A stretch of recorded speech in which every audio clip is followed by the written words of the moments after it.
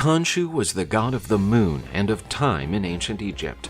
His name, which means traveler, comes from the way the moon moves in the sky. Travelers, especially those who went out at night, were safe when the god was around. The crescent moon was his sign. According to the pyramid texts, Khonsu was first seen as a god with a dark, violent, and dangerous side. He was a bloodthirsty god who helped the king capture and eat the other deities. Khonsu was often associated with time, and people considered him to be the god of calendars and lunar cycles. The ancient Egyptians believed that he was responsible for the cycles of life and death, and that he kept the universe in order. Throughout Egypt, but especially in Thebes, where he had a large temple, the moon god was worshipped. During the time of Ramses III, the temple of Khonsu was built at Karnak. This was one of the most important and impressive temples in Egypt, where the god and his family were worshipped, and gifts were given to them. Khonsu was also known as the god of healing for his partaking in many miracles in ancient Egypt. The people also believed that the moon cycle was related to their fertility and that of their animals. In Greek mythology, Selene is the moon goddess. She is the daughter of Hyperion, a deity connected with light, and his consort Thea. She is the sister of Helios, the sun god, who ruled the day. Selene, on the other hand, ruled the night. Under the mantle of the goddess Nyx, Selene was worshipped by practitioners of magic. In the most famous myth involving the moon goddess, Selene met a young shepherd boy who was sleeping serenely. He slept so peacefully that nothing seemed more perfect. Selene fell in love with the young shepherd, but she knew that love between a goddess and a mortal would be fleeting and would eventually be eroded by time. To enjoy young Endymion's company forever, Selene made him fall asleep for all eternity. Endymion remained young and beautiful, sleeping forever, never knowing that he had been visited by the moon goddess. Tsukuyomi is one of the most famous gods of the Japanese Shinto pantheon and considered the god of the moon and night. He is often depicted as a young and beautiful god with long black hair and a distant, mysterious demeanor. The god is the son of Izanagi, the sky god, and was born from the tears of his father when he wept after losing his wife Izanami. According to Japanese mythology, Tsukuyomi created the night and the moon. He was also responsible for controlling the cycles of the moon and tides. In addition, he was also regarded as the god protector of the arable lands and was often invoked to ensure good harvests. Tsukuyomi was portrayed as a solitary and mysterious god, but in the early days, he and Amaterasu, the sun goddess, were inseparable friends. Therefore, sun and moon were always seen together in the sky. But one day, Amaterasu sent her brother Tsukuyomi to replace her in an important meeting with the goddess Ukamochi, the creator goddess of food. But the god was horrified by the disgusting way the goddess created food. He executed her and threw her pieces from high in the sky.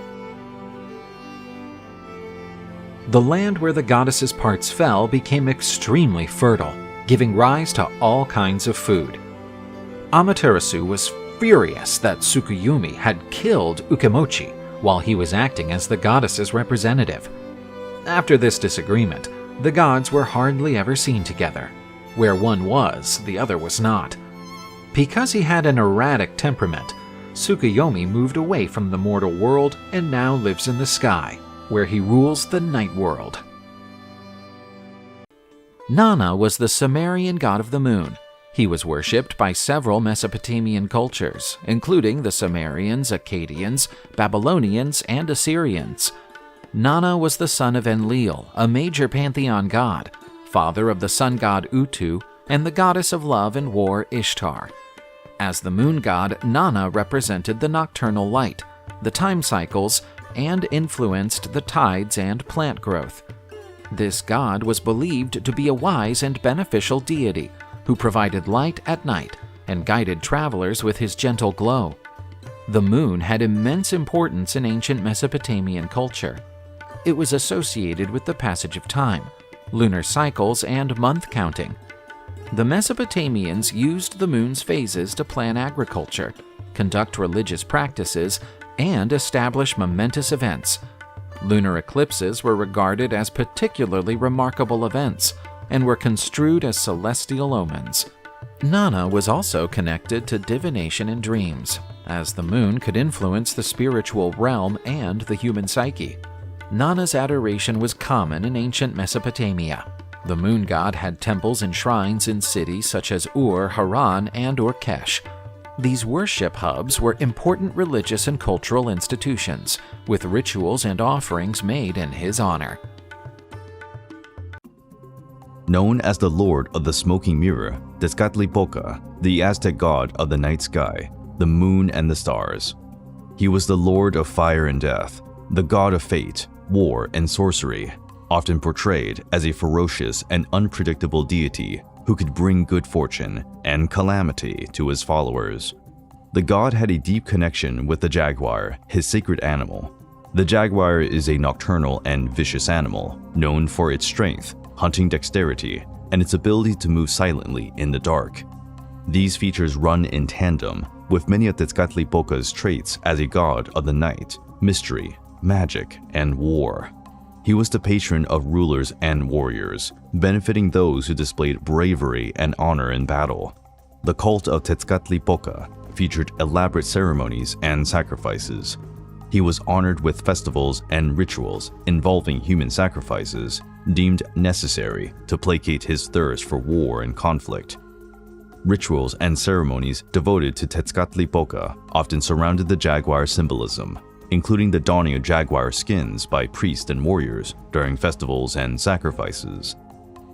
Tezcatlipoca and Quetzalcoatl were often portrayed as opponents, symbolizing conflicting and complementary forces within the universe. Tezcatlipoca is associated with darkness, night, and the material, while Quetzalcoatl is associated with light, day, and the spiritual. This is similar to the concepts such as yin and yang in Chinese philosophy, or yin and yang, where two competing forces are mutually dependent and necessary for the universe's harmony. Both are seen as the world's creators and destroyers. They actively take part in the creation and destruction cycles in Aztec cosmology. They work together to bring about the world and humanity in multiple myths, and they can be found in collision, resulting in the cosmos' destruction and cyclical renewal. Tezcatlipoca and Quetzalcoatl were a pair of opposing and essential forces in the Aztec world and society. They stood for the tension required to achieve progress and continuity in life and the cosmos. The moon is regarded as a powerful and influential entity in Inuit cosmology, and the moon god Igaluk is ultimately responsible for its movements and his silvery glow over the frozen landscapes. He is often portrayed as the brother or husband of the sun goddess Melina.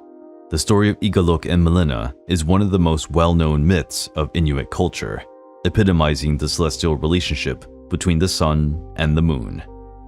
The story tells that one day, Melina and Igaluk got into a fight and she angrily fled into the sky. Igaluk, filled with regret and wishing to reconcile with his sister, followed her.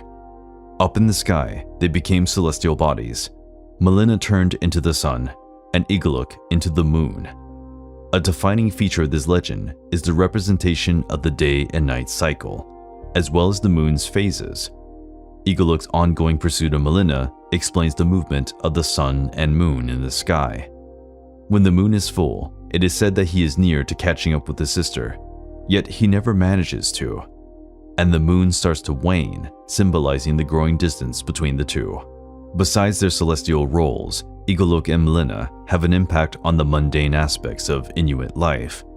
The phases of the moon, guided by Igaluk, act as markers for the changing of the seasons, influencing hunting patterns and indigenous practices. Myths such as Igaluk and Melina's helped Inuit society explain natural phenomena and the world around them. Mamakia, known as Mother Moon, is a key entity in Incan mythology and religion. She personifies the moon and is worshipped as the protector of women and female festivities. Moon played a vital role not only in religious and mythological matters, but also in everyday life, influencing agricultural and social customs. Mama Killa was the sister and wife of the sun god Inti and the mother of Manco Capac and Mama Ocllo, the Inca Empire's mythical founders. Not only did she represent the moon as a goddess, but she also epitomized the passage of time and menstrual cycles, and was deeply ingrained in agricultural rituals and fertility ceremonies. Mama Killa had a major role in agricultural cycles. The moon was used to estimate the weather and establish the ideal times for planting and harvesting. It was believed that its phases affected plant growth and crop yields. There were numerous Inca festivals and rituals devoted to Mama Killa. During Koyoraimi, a September festival, women played a central part in the celebrations.